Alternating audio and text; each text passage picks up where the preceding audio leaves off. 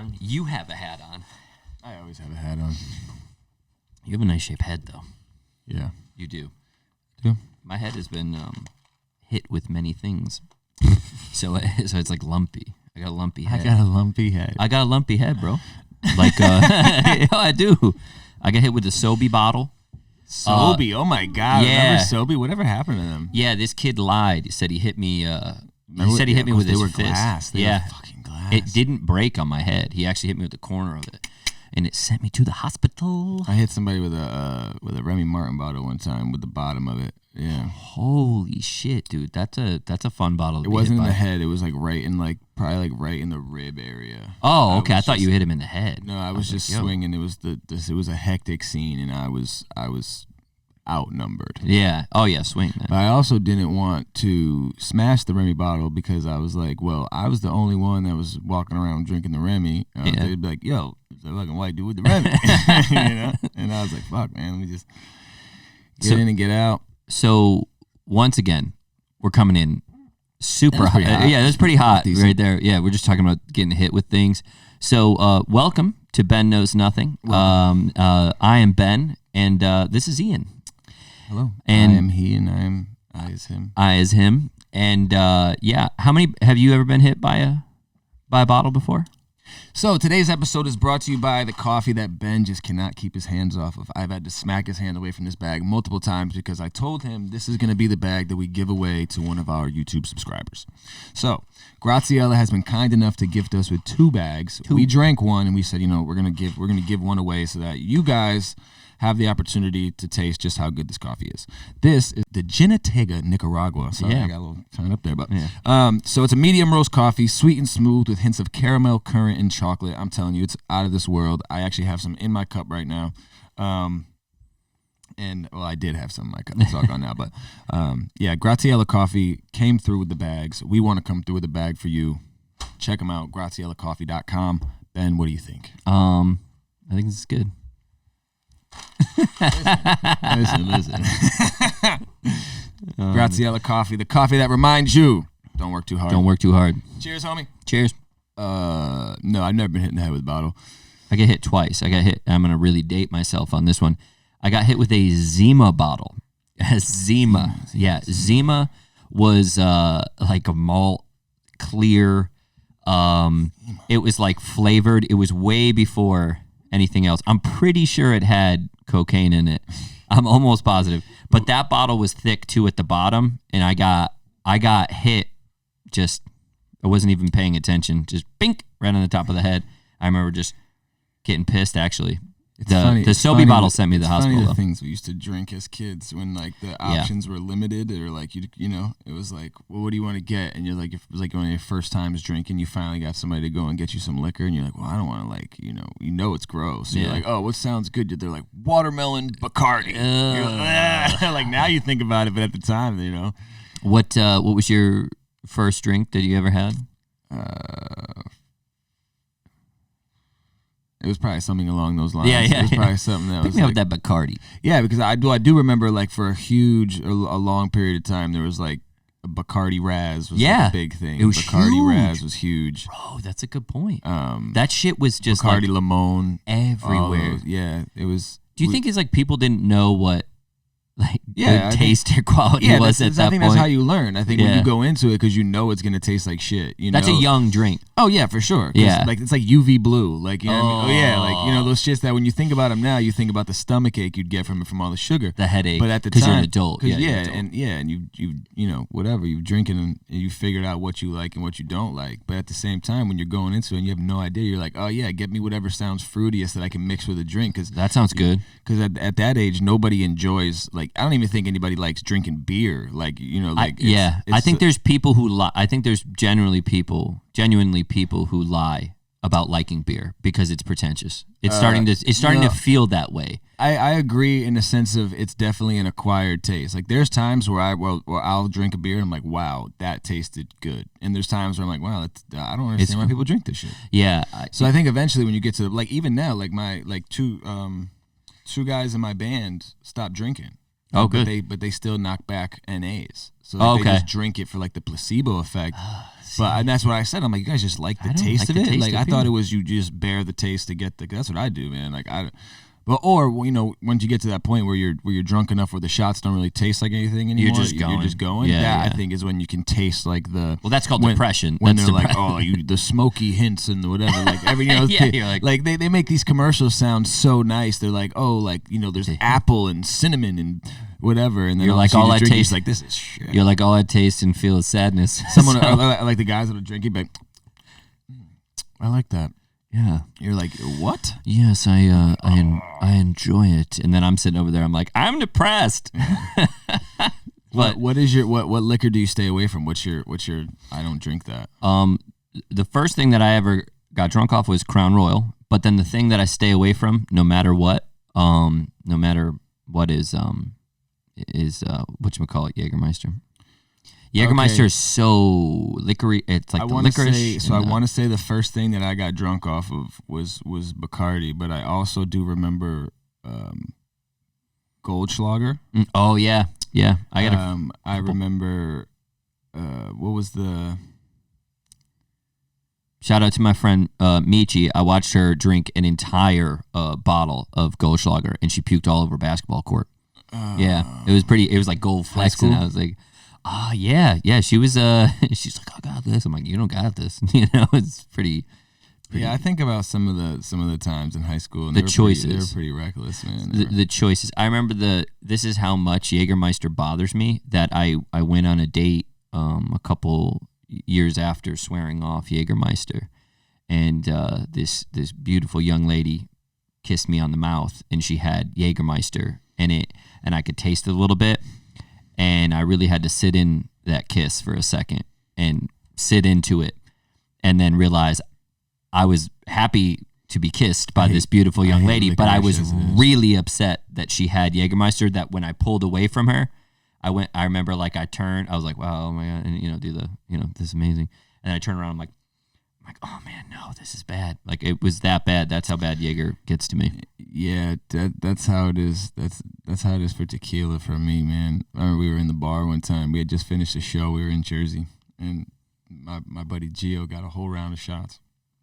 And it was brown, so I'm like, oh, they're drinking some liquor. I'm drinking some whiskey, or they're drinking some cognac or something.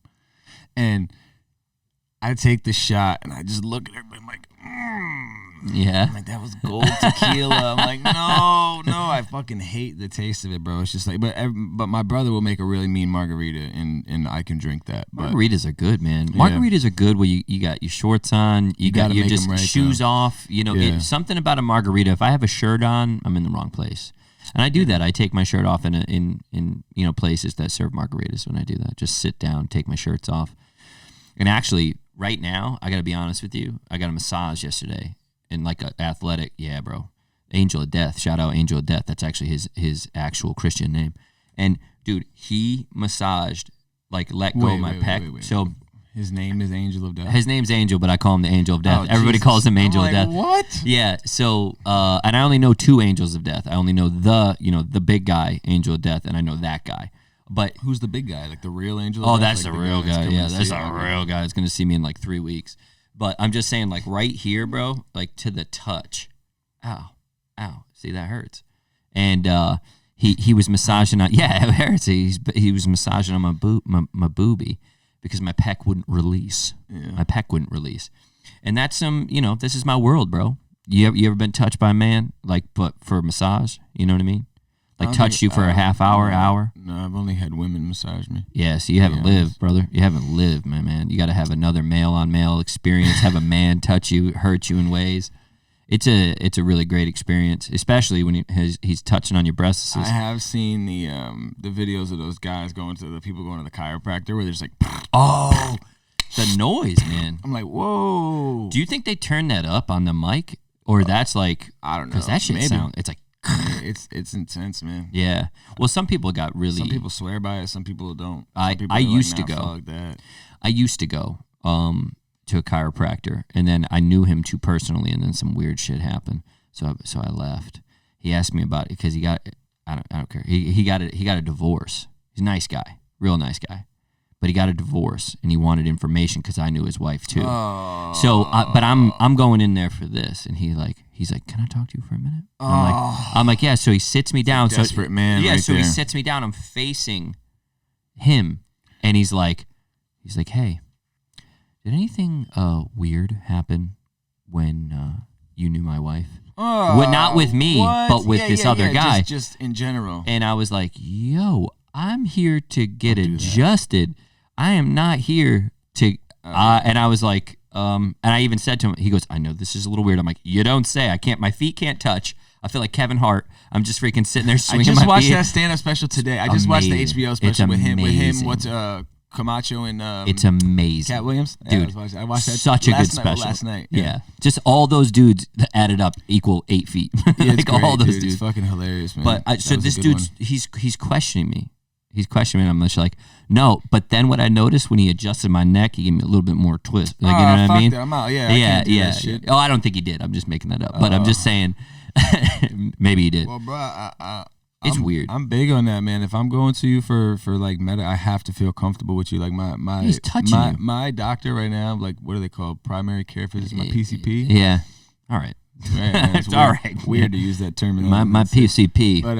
But no, she's cool as fuck. Like that's my fucking dog. I okay. fuck with her. Yeah. No, like that. But then I had to fuck. That was the most. I bounced on the dentist. That was the most fuckboy thing I've ever heard in my life. What? You like my doctor, yo? My PCP. That's I fuck with her. That's my dog. I fuck with her. No.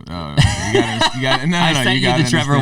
Yeah. No, you gotta understand. My doctor. Yeah, my doctor is lit. My doctor's had plenty of opportunity to be like, whoa, and she's just like, okay. Oh, you mean like whoa at the shit that's gone on?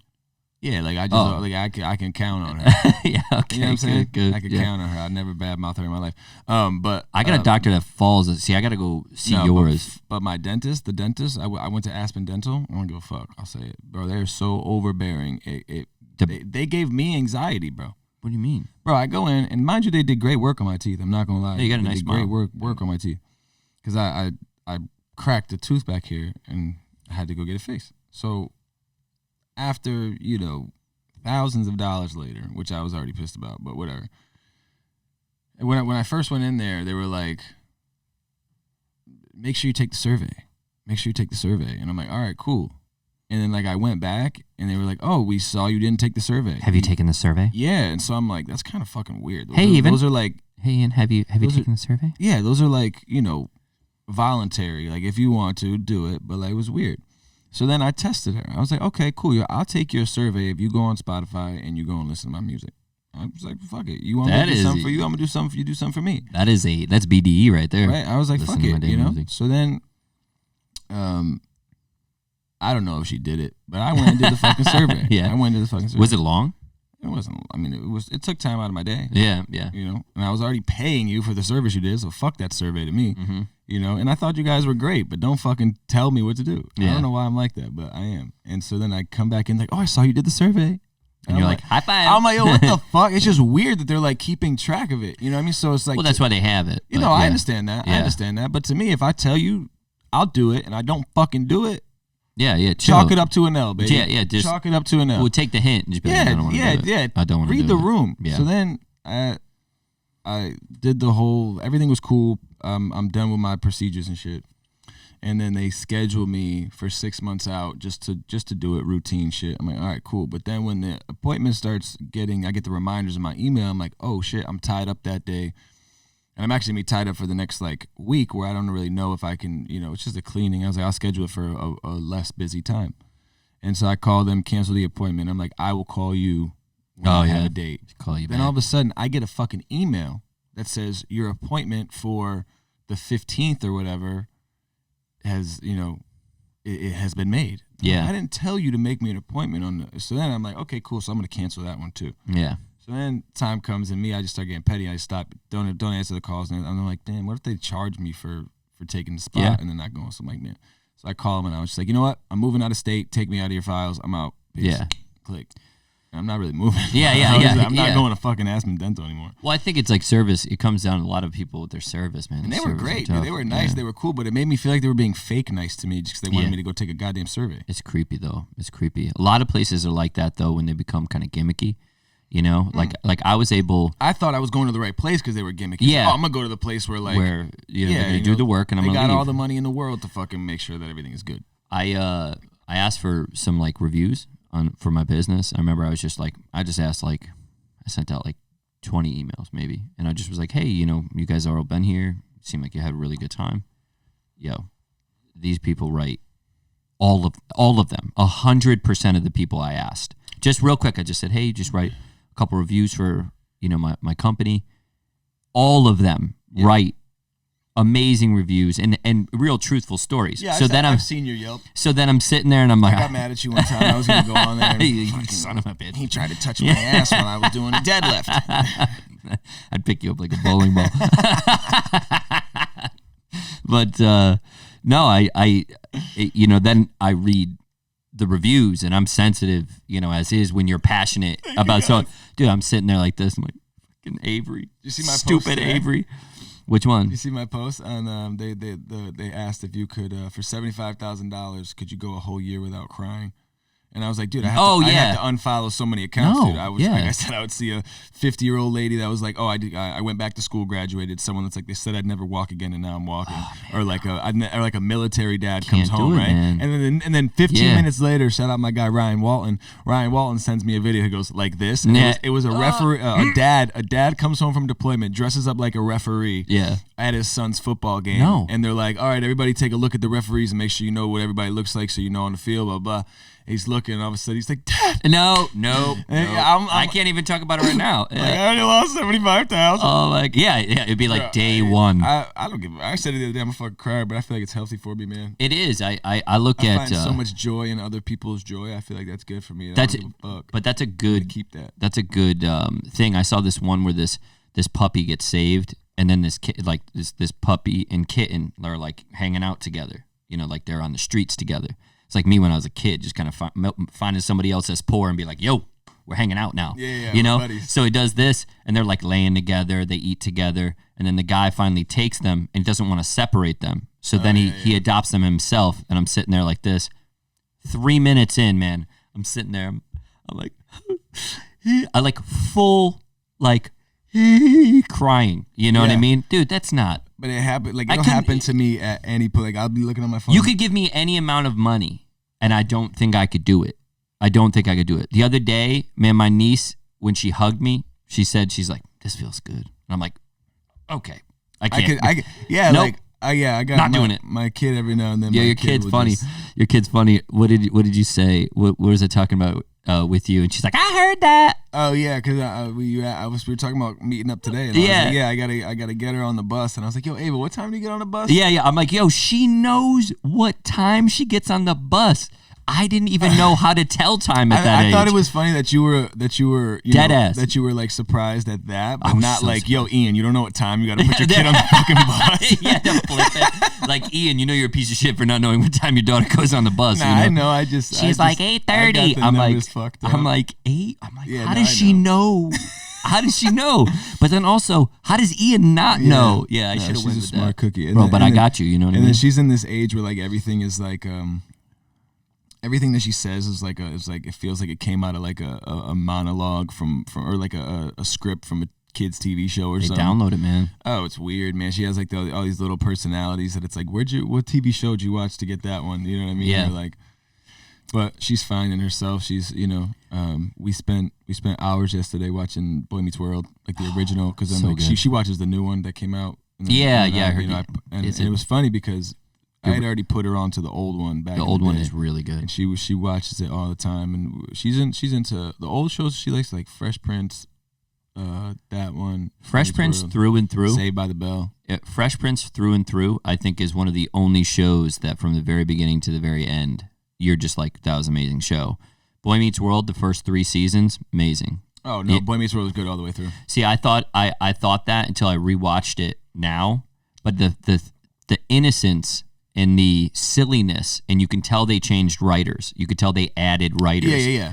They got older. Yeah, the writers, it was so funny. The first 3, it's so silly, and then to me it just kind of gets maybe maybe for me unrelatable, but it was good. But and Saved by the Bell too. the beginnings of those, man, you're like, yo, I love the college years. The college is funny. The college is funny, but I just think that anything in the beginning when it starts to take off like that is amazing. I think it's also weird too when you have like they start as kids and then you have to eventually touch on like some real subjects, sex, drugs, blah blah. Like the one with Jessie. She's like, I'm so excited. Yeah. I'm so scared. And eventually, I read that originally the first one was supposed to be she was taking speed. Oh, okay, yeah. And they said no, that's too hard. That's too hard. So let's do caffeine pills. And it was like, oh my god, like I've never seen anyone freak out over caffeine pills. She was like, I need them. I think it's so strange when you can't. Or give me the gun, Carlton. Yeah. Give me the gun. Give me the gun. Yeah, it's you owe me. Yeah, it's one of those like things where when they have those moments though, because they don't know how to touch on everybody. Teared up for Give Me the Gun, Carlton. I teared up in the Fresh Prince. You don't want me, man? Why don't want me, man? Dude. I watched that because at the time I was abandoned. Yeah. And I'm watching it and I remember crying and not turning around because my buddy was sitting on his bed and we were watching that episode and I didn't turn around. So I'm just like silent, crying, looking forward. The statue I'm on like this on the table. Like behind, he's just looking at a head that's not moving. But then me, I'm like this. Did you watch the reunion? No, I didn't. I'm gonna watch really reunion. Good. Yeah, it's crazy that those shows though are so good. We were gifted with those to be able to see those from like reruns and shit like that. Remember Grounded for Life? No. I remember hearing about it. I never. You remember Pete and Pete? Oh God, yeah. Salute Your Shorts. Yeah, Salute Your Shorts. See, those were all silly Secret goose. World of Alex Mack. Silly goose times, man. Silly goose times. That's what I miss. I miss the, like. Hey Dude. Yeah, Hey Dude, stuff like that. Yeah, I gotta find that. If we watch it now, it's probably like you'd be like, what are we watching? Pete and Pete was before its time. It's like the tattoo. Yeah, it's the tattoo dance. It's just so ahead of its, thing. And redheads, man, they finally got a spotlight. I'm around redheads all the time. One of my best friends is a redhead. My wife's a redhead. My head trainer's a redhead. And they're all blue, dude. They're all blue-eyed and red-haired, which means they're unicorns, man. I attract unicorns, essentially. Yeah, I'm a unicorn magnet, bro. Unicorn magnet, and it is. It's 10 a.m. Is it 10 a.m.? It's 10 a.m. It's like 10:30, 10:25. Hey now, Eastern Standard Time. We got up early. For this one. I got the day off. I got a show tomorrow. You have a show tomorrow? Yep. When's that start? I saw the promo for that. That's dope. That look really good. Is it the Palace one? Yeah. Okay. Theater, yeah. Waterbury. Tickets still available? Yes. Yeah. And like by the time this episode goes out, it'll be over. God damn it. Oh yeah, and then can you go there though? Like go there and try to get in? That type of shit? Yeah, I believe so. Okay. I gotta see what I'm doing tomorrow. Maybe I'll go see it. If you want, I have. Do you know a guy? Well, yeah, but no, they're giving me 5. They're giving me 5 tickets to do whatever I want with. I can have some waiting at the door for you if you want. I might have to do that. I was actually going to ask you for tomorrow. Now that I know you have a show, obviously I'm not going to ask you to go see Chris DiStefano. Yeah, he's at Foxwoods. He's at Foxwoods or Mohegan Sun, dude. And okay, so I have an activity I would like to do. I think that you and I should go to a show. I think we got to go to a comedy show. You bring a friend. I'll bring a friend. This with the band last night. We were like, that's what I'm saying. Yeah, you have to do stuff together. Oh yeah, we're planning a Vermont Maine trip soon. And I'm gonna go all in the woods, write music. Like see shit like that. Yeah. I feel like our friendship needs to grow. Yeah, it needs to grow. Baseball game, fucking. No, I'm not going to a baseball game with Why you because that's a date. That's people do that on a date. I'm not. America's favorite pastime. Is it anymore though? For the majority of them. The last time I went to a baseball game, seriously, angry people that want to fight. I fell asleep. I fell asleep at a baseball game. All right, so I will admit, regular season baseball, a little boring. Playoff baseball, exciting because the stakes are high. The stakes are entertainment erection. I turned off football. I turned off basketball. I will turn off football. I'll turn off basketball to watch playoff baseball. I guess I can get maybe back into football, but I'm telling you, UFC, boxing, any combat sport, any. Oh, you want to go to one? Yes. Okay. You down? I've never been to one. Yeah. Oh, you've never been? No. Dude, we will get crazy tickets. Never been. I'm going to pay for our friendship so much. No, but the Chris Stefano, but like a comedy show. Connecticut has great It's comedy amazing, shows. dude. People sleep on They need the amount of times that I hear the Locks mention Connecticut casinos in their songs is great. Yeah, they really do like love it. Like Chris Stefano added that in. I remember Seinfeld's coming. Seinfeld's coming. I just saw Gabriel Iglesias. I saw him. There was one other one. I saw Chappelle there. You need to go see. I saw Segura. Yeah, Segura. Doug Stanhope. Yeah, legend. Like going to one of his shows was one of the most eye-opening things because I was such a fan and like for years, and then I remember that they like said he was going to come to the Funny Bone, and I was like, I'm just going to buy tickets. All the people there, cult following, love him, dude. Like, oh yeah, standing up, standing ovations. Doug Stanhope is one of those. He's one of those like your favorite comedian's favorite comedian type Yes, thing. He's yeah. kind of like a Norm Macdonald. He's a comedian's comedian. Yeah. Like he's he went Dave Attell. His jokes are dark, but they are that's my type of comedy. It's so funny. I love dark humor, man. Dude, I laughed so hard. I laughed so hard when we left there that I lost my voice like for like a couple hours. I couldn't even talk because I was laughing so hard, screaming. Fucking so funny, dude. I didn't even eat my food. We ordered food, and I was listening to him so intently that I didn't even eat it. And the reason that I think that those type of cult following for those comedians with the darker humor, they get that type of following is because you feel like when you go into that dark comedy club or whatever it is, you feel like when you're laughing at these jokes and you see other people laughing at them, you don't feel like weird, like you're going to be chastised for it or judged for laughing at the joke. You're not the only one. Yeah, and you can understand this fucking comedy, and it's like you kind of feel like it's kind of like when you used to like take like the you take the parental advisory records and go like down like your parents were sleeping and listen to them. You're like, yeah, exactly. You definitely feel that way. Did you see the Chappelle special? Yeah, I do, and I'm not gonna. I saw that whole set when he performed it in Mohegan. So I mean at Foxwood. So that was what was amazing for me. I think. Like, oh fuck! I saw. I think the thing that scares me though is with stand up, and it's about freedom of speech. It's about it's just about freedom to talk about anything. Your right to be offended doesn't make you right. So what I'm saying is you could be pissed off. That's the beautiful part about this. The whole part about this is that you can be pissed off. And the cool thing about this is you can also laugh. And the other fun part about this is you could feel nothing. And that's what's so great about having platforms and comedians and people who talk and speak. You don't want to start playing with that because when you start trying to take away that, like you said something mean, it's like people get pissed. I get why you got mad. Like I get it. Netflix needs to take it down now. Well, yeah. Well, the best part about this is that you really saw a first. Is that you saw people not reacting to the mob. Like Netflix was like, cool story. It's going to stay on because we have 23 million reasons why, which is $23 million that we just paid him to do that special. And if you actually listen to the special, like it was actually more like paying homage. Fucking genius.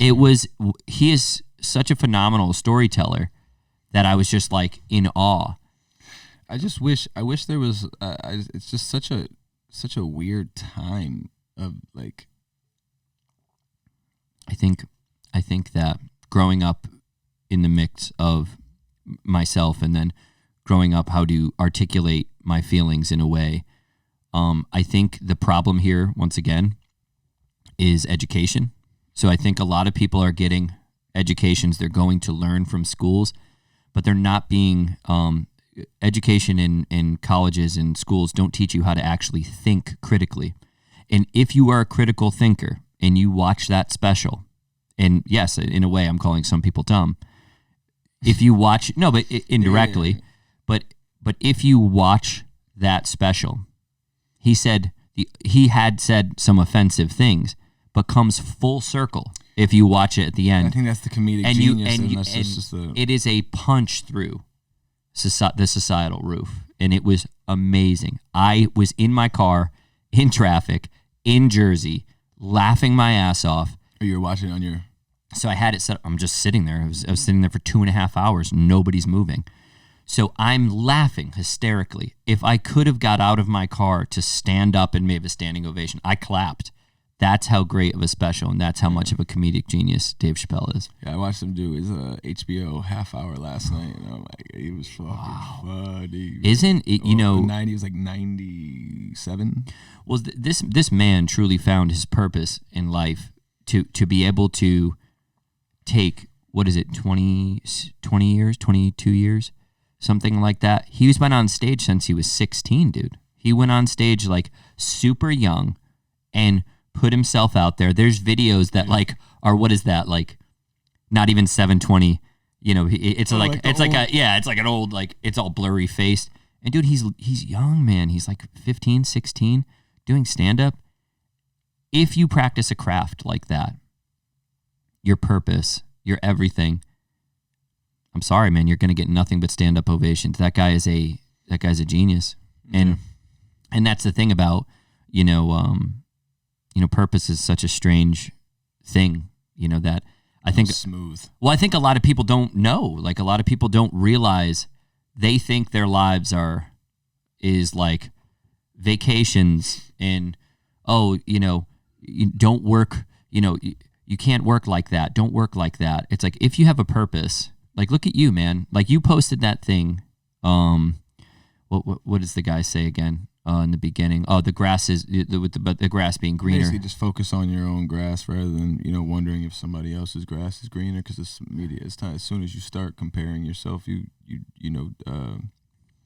devalue your plight, your journey. Yeah, and we got to see that, and I love the snippets that you used because I know how hard you work, man. Like I really do, and I really see your hard work, and I was super excited. You sent me and what is the song? Another Whiskey. Yeah, you sent me that, and my girl was just like, "Yo, this is so good." I was like, "I told you." It was like, "This is the song I was telling you about like 2 weeks ago," and you kind of putting in that out there, and that was huge. It was really nice to be able to like listen to and see, and that's that purpose stuff, man. Like I don't know what it takes to make. I've gotten a glimpse and been able to speak with you a little bit about like what it takes to make music, but what it takes to make something. So when you have somebody, and I guess we can use Dave Chappelle because he's there and we're talking about him. He set up this whole thing. You're thinking that hour just took him that hour? That hour took him hours upon hours, months, maybe years to think of, turnarounds, words, things not to step on, pauses, all of those things, man. And then you're going to go, you're going to just shit all over it. And I think that you're having a lot of people who don't have a whole lot of purpose and who don't have a whole lot of things going on and who refuse to put their best foot forward because the world right now is so unstable. I think a lot of people unstable. A lot of people are finding their purpose in putting other people down. And like that's what they think. You know what I mean? Like their purpose is like self-righteousness, but it's weird. Let's get them. Like let's get them, and then you're just going like, remember the let's get them mentality and mob eventually comes for you. I get mad because it doesn't allow change. I get mad because like with the whole John Gruden thing, right? Terrible situation. Okay. A lot of his players. And I'll leave my personal opinion out of it. You know what I mean? I think he was wrong. He was fucking wrong, and I just don't think that there's any room for. I guess I'm not leaving out. I'll tell you I just think it's no room in the NFL for that type of. Is that the guy that was grabbing ass? No, that was the coach of the Raiders that got caught with the emails from 10 years ago, being super homophobic, super transphobic, super racist, just all across the board, just like a black eye for the NFL, who's trying to be more progressive. Was were the emails to somebody personally or somebody in the NFL? In the end, it was to the owner of the Washington football team. So it was like, I guess you can't, can't have that. And in the same sense, the players were like, listen, that was 10 years ago. I know him now. That's still my guy. He's done a lot for. There's a lot of people that stood by him and said, So I believe that there is room for change, and I believe people need to have that change because, like, you think about, coming just being white dudes. We always can tell that we always know we have somebody in our family that doesn't think how we do. We have somebody in our family that's racist. We have somebody in our family that's homophobic. We have somebody in our family that's transphobic. It might all be the same person, but we all got one. At least one. Yeah. We all got one. Yeah. Whether you want to admit it or not.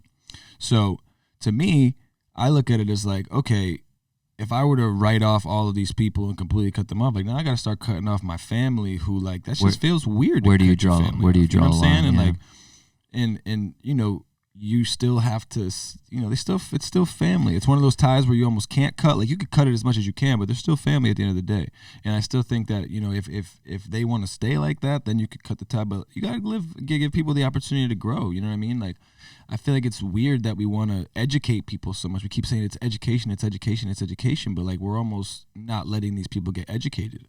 Well, I was really upset at what the baby said, man. I thought it was really dumb move for what the baby said about the whole HIV, you know, community, blah blah. But people take out the fact that he wasn't really educated on it, and they luckily gave him the chance to get educated, and now he has a better perspective of the community rather than just thinking that like, oh, I did something wrong and now I'm gone. It's like, oh, then how can you try to be cool with a different community when you feel like they've done that, you know? I think we can focus on ourselves, so I know why you said it. Oh, absolutely. I know, but I know why you said it's like because we're white, you know, we're white. But I think it's very important to understand. Oh, it's racism. For racism. Sure. I'm just saying what I know. I'm just saying what I know. I can't speak on a different culture because I can't. Sexism, racism knows no color, knows no boundaries.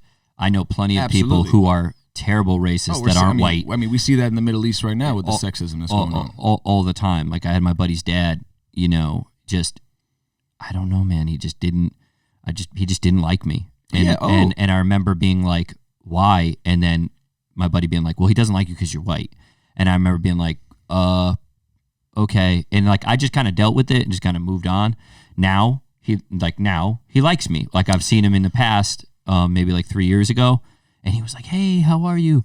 And then I was like, and I even asked him, like, that's how, remember I told you I kind of hit things head on. And I was like, hey, Mr. So-and-so. I'm like, do you remember you really didn't like me as a kid? And he goes, yeah, I know. He goes, I didn't know. And then it was so nice.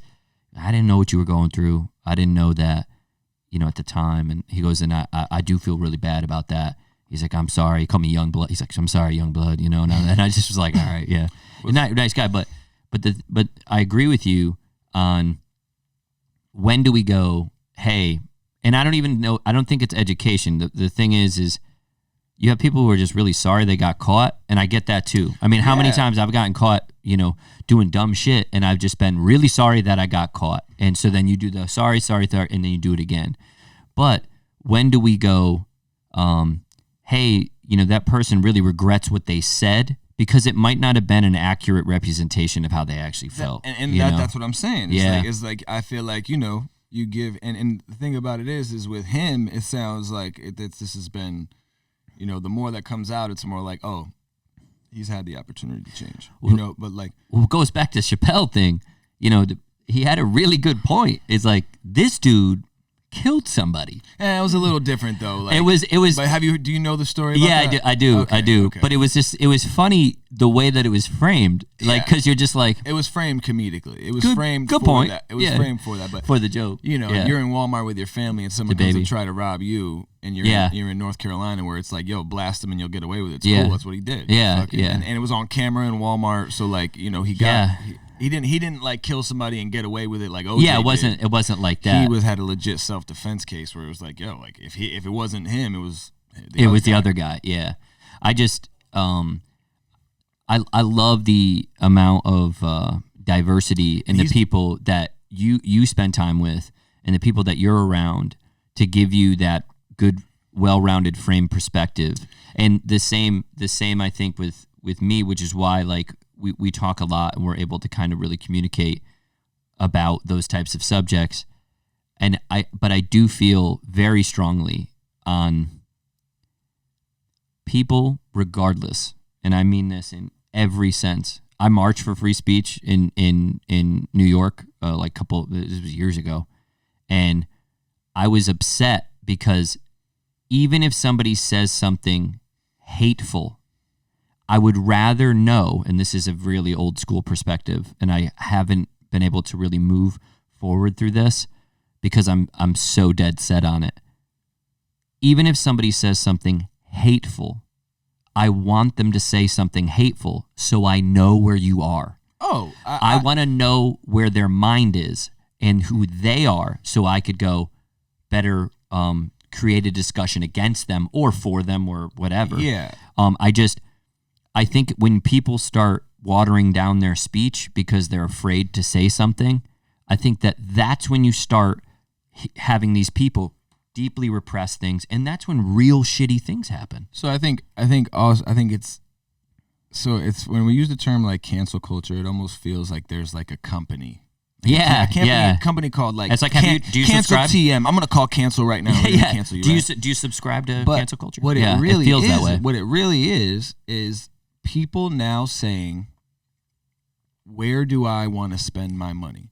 Now, for years, people they're feeling money. Yeah, absolutely. Yeah. So, based on how I feel about your company, is how I'm going to speak about it, is how I'm going to patronize it, if I'm going to or if I'm not, how I'm going to talk about you with my friends, we're now a huge, massive form of communication, whether we like it or not. We take a lot of old school ideologies and put them to now, but the times are different now. Yeah. Now, sure, I may be a kid who has no friends in school, but maybe I have 500,000 followers on my social media. Okay. And you know what? If I don't like the way you're conducting business, well, you know what? Now I'm going to voice my opinion on it, because now the climate is different, where if I don't like what you're doing, I now have a voice. And you have option. Yeah. Which is and so to me, it's a lot of people are saying, oh, I'm getting canceled for what I said. It's yes, you are, but there's nobody that's coming and saying, hey, we're the cancelers, we're going to do something. It's a community of people across the nation that are saying, oh, I think this way, you clearly don't. Yeah. And now I have my voice, which is my actual voice, my platform on Facebook, my platform on Twitter, my platform on Instagram, and I can do whatever I want with those platforms. You didn't take into consideration that all of us have these options now. Yeah. So if you want to sit by sit by it. Do it. But there's people who have a problem. Far more equipped to tell people about what we think of you than you think we are. I like that. That's the problem. It's consequences for your speech. It is consequences and I love that. That aspect is my favorite aspect. And I don't even think it's not even really a consequence. I mean, it's an effect. It's a cause. Yeah, cause and effect. Because I feel like a consequence is like a predetermined thing. If you do this, this is going to happen. There's some people that have skated by. There's people that have still been successful, and there's some people that have been really hurt by the things that they say. Oh yeah, I mean, there is this pick and choose, and I just think that's what it is. It's the roll of the dice. Like, if you want to play in today's society and you feel so strongly about your opinion, don't fucking cry when you get canceled, because there's a lot of people out there that have the ability to say whether or not they want to patronize your shit. I think that, that's a good point. But to that, I think the same thing. It's like, be held responsible for what you say. And if you are educated, and I mean that in a sense of, if you have worked on your craft, worked on the way that you speak, work on the way that you address people, talk. If you do that and you stand by what you said, then I'm like, good for you. But I think there's something to it where people cave too quickly to the cancel mob. Oh, for sure. And I go, that just means you weren't serious about what you said. You put it out there for shock value, and a lot of them do it for likes and to get attention. But you know what I love? I love a person that stands by what they said. They're articulate. They speak well. They make you know that you know what you're talking about. And that is my favorite thing, when you see somebody go, okay, I'm with you on that. And we could use Dave Chappelle at that. It's like, good luck, because that guy is a wordsmith. And I don't think we can use Dave, because Dave survived it. Dave is a superhuman. Dave is a superhuman. No, but I'm using Dave Chappelle because he thought about what he said, and there was enough people who watched that special and went, he went full circle. Did you watch to the end? Yeah. And they don't. And I'm not saying it's like all's forgiven when you pick on such a large crowd as that crowd, but I love a person and I respect a person more for speaking their truth and then going, it was a really funny thing. He goes, Twitter isn't even a real place. Like, I love the way that he said that because it is very true. And I know that not last episode, the episode before, I said, I was like, social media, I'm gonna do it. It's all connected to my businesses. I didn't even realize that. So I just said, I'm gonna spend way less time on them, and I have. And you know what that's helped me do? It's helped me jerk off more. Mainly masturbate more. Mainly bust nuts. It's actually helped me more now interact with people here or interact with people in real life, or I've gone out and have been able to spend time on changing some stuff up for the podcast or my business or order things. And, it's like I feel better. So what I've found is for myself, and I bet a lot of people, because so many people say they're taking social media breaks, to treat it like what it is. And it's like, it's not the real place.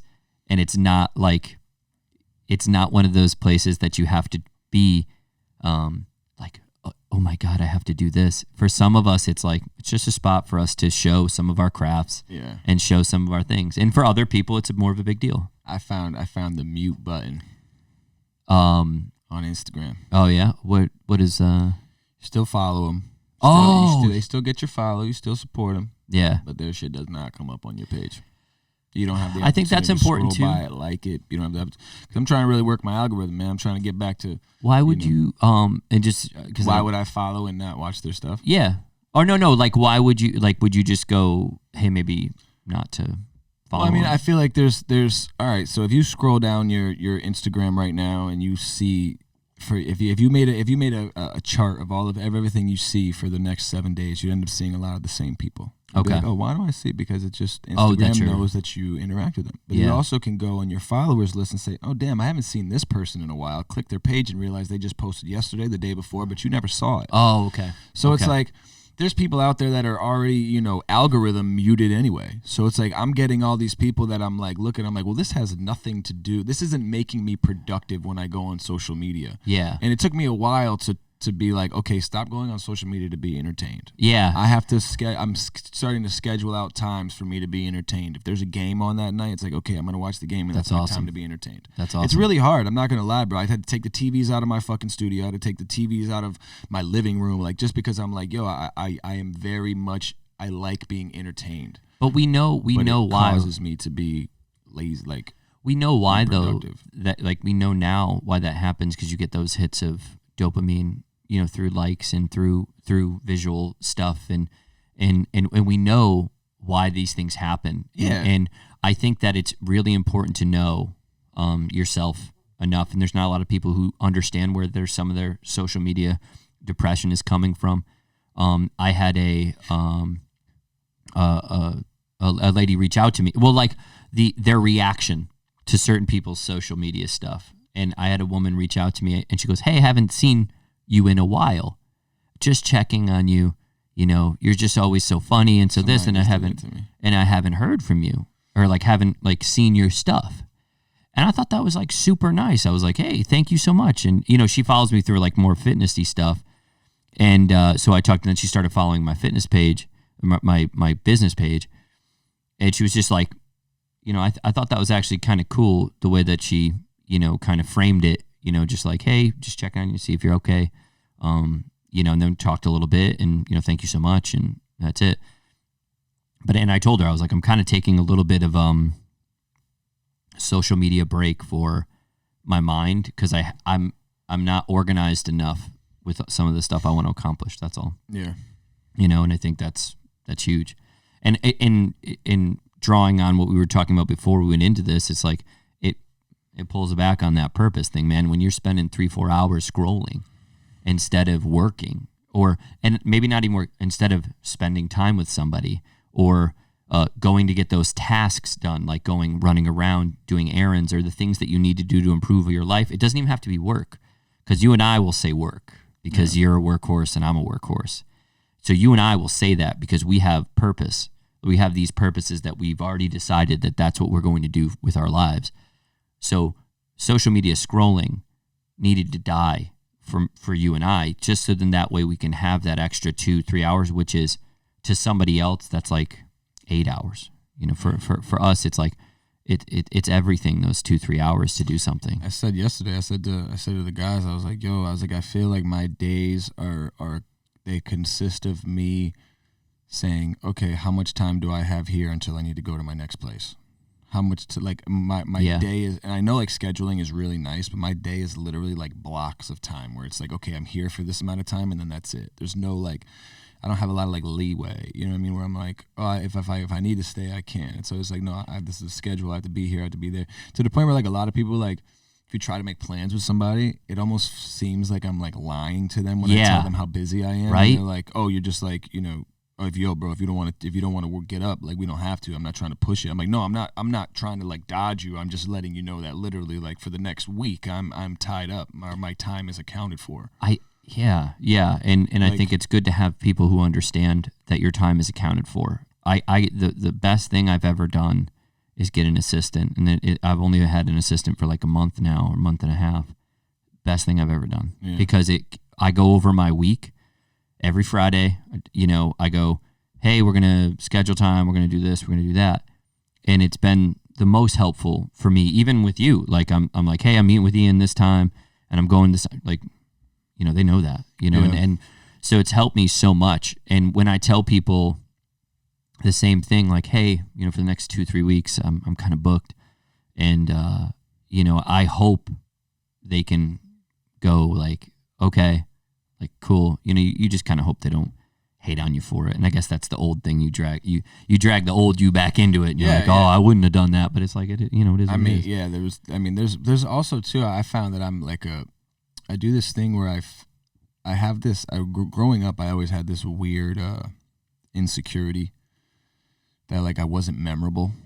Like when people remember who I am and they're like, oh, Ian, I'm like surprised because I don't know why. Like, you're surprised by it. Like I just never found myself to be. Like, I think that's really why I took to music when I got like an identity from it. It was really like, oh, this is my thing now, because I just never felt like I brought anything to the table that was like, oh, like when I meet him, I'll remember him. So like when people remembered me, I was always like, oh, I would find myself trying to do like things to be remembered by and stuff.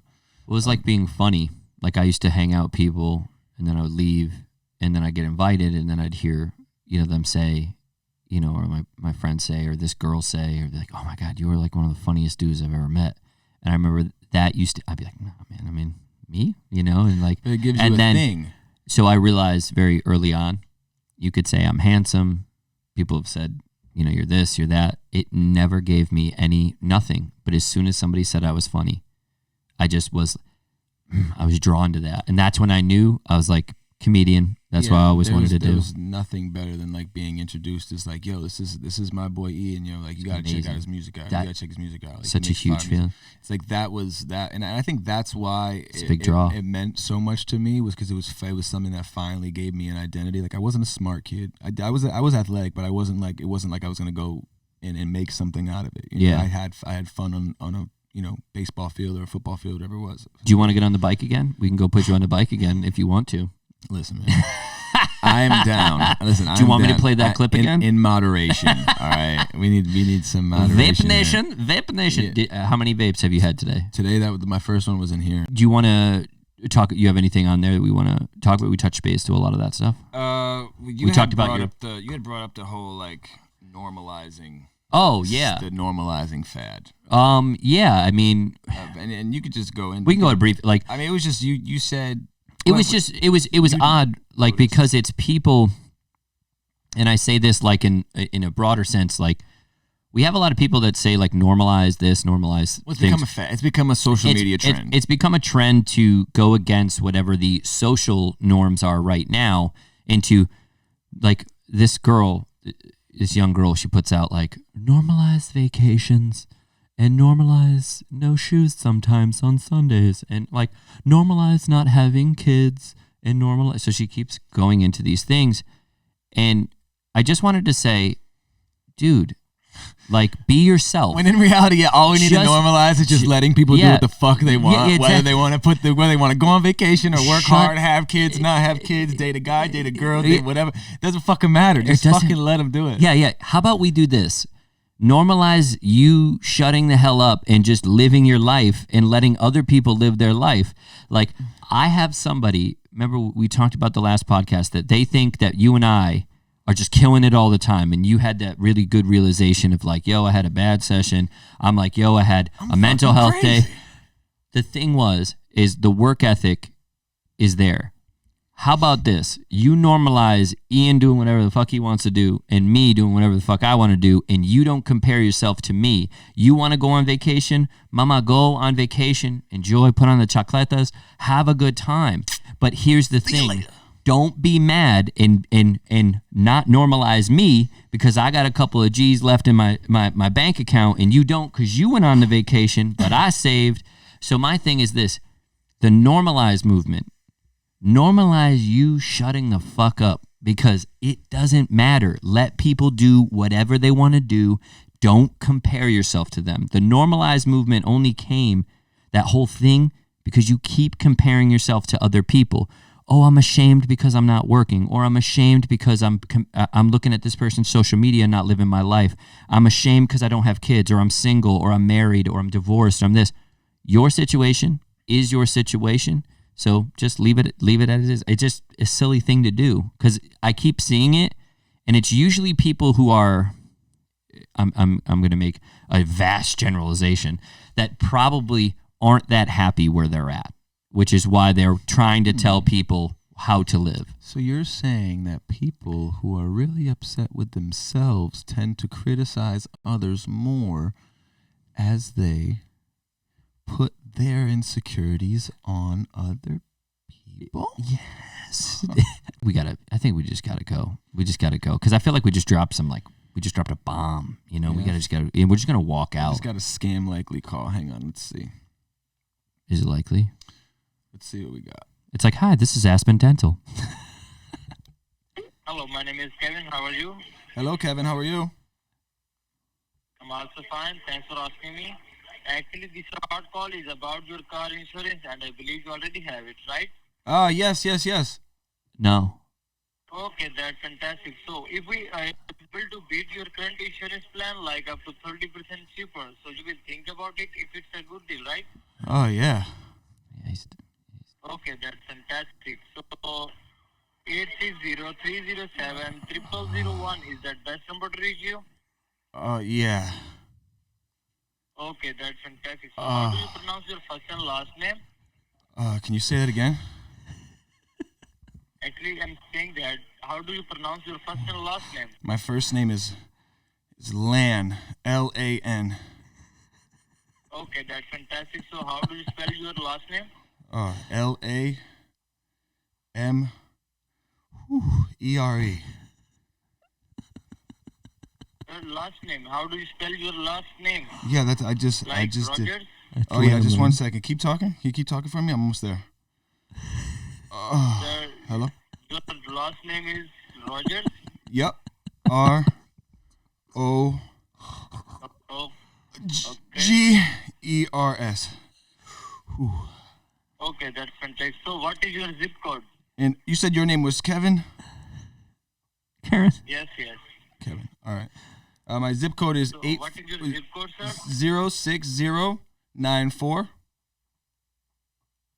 Sorry? 06094. Ooh. Okay, that's fantastic. So, we will get a rate spaces to call you to discuss your personalized savings, okay? Kevin. Yes? Hello? You still there? Yes. All right. Actually, I'm saying that we will get a rate specialist to call you to discuss your rates, okay? Kevin. You Yes. you sound kind of cute. I'm not gonna lie to you, man. Where are you from? Sir, actually, I'm from insurance services, and we will get a rate specialist to call you to discuss your rates. Kevin, what are you wearing right now? Pardon? What are you wearing right now? And lie to me. Make it sound sexy. I'm saying, after this call, my race specialist is gonna call you to discuss you about the race. Okay? What if I wanted you to call me? After this call, my race specialist is gonna call you to discuss you about the race. I want you to. I'm asking you. Okay? Kevin, I want you to call me. Kevin. No, he knew. Kevin knew. Well, I mean, he hung out now, so. Yeah, they're. I don't know. Scammers are always strangely homophobic, so it's usually you Yeah, hit on that them is and true. They're like, "You motherfucker!" Yeah, I don't maybe next fuck time- your mother. yeah. I'm like, "Whoa, shit." Dude. Maybe next time You go just after them. broke character. Go after them, Kevin. You ever seen that guy that keeps him on the line for a while? And Yeah. Oh, I am addicted. Yeah, that's a good channel. That's one of the things That's that a I good had to channel. stop. Yeah, don't do watching. that. It's hate. That's hate. You're watching hate. No, I'm not watching. No, I love it. He gets the No, scammers. you love- Scammers try to watch it, and then you he love- fucks with them, and I'm like, yeah. But you know, what's the scammer's backstory? Is gives my a thing. fuck? I know. Don't try to get my grandma, dude. Nana, no. All right, we're out. We out. Ah. Oh, my ears are so sweaty again.